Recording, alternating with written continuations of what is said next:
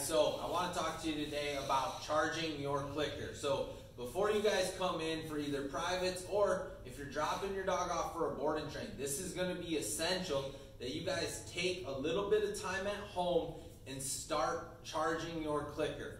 This is going to be one of the key components we use to communicate with your dog. So we have our clicker and you have food. We're going to make this super simple for you guys. Now the clicker, again, you guys, just marks a moment in time your dog did something, but for them to understand this, we must put value to it.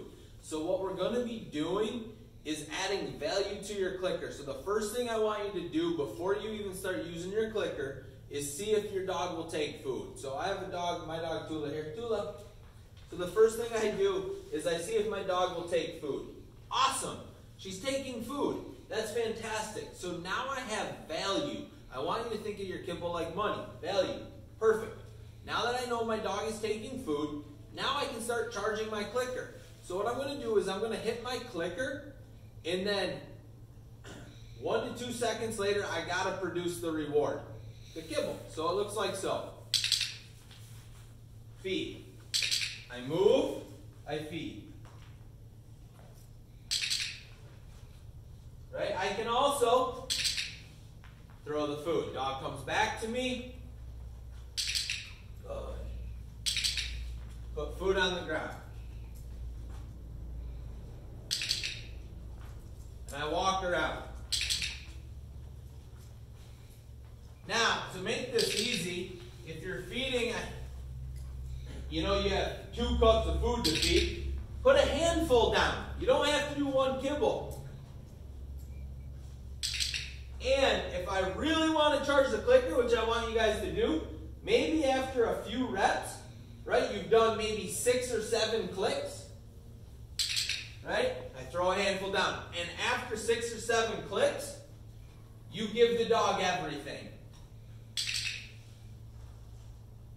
Boom, right there. I jackpotted my dog. I ended the session. That's how quick it can be. Now, one other thing we must note is that if your dog is not interested in the food, you can't start charging your clicker. So if the dog doesn't want to take food, no problem. Just say, nope, all done, and put the food away, and they get nothing for that meal, right? They don't eat.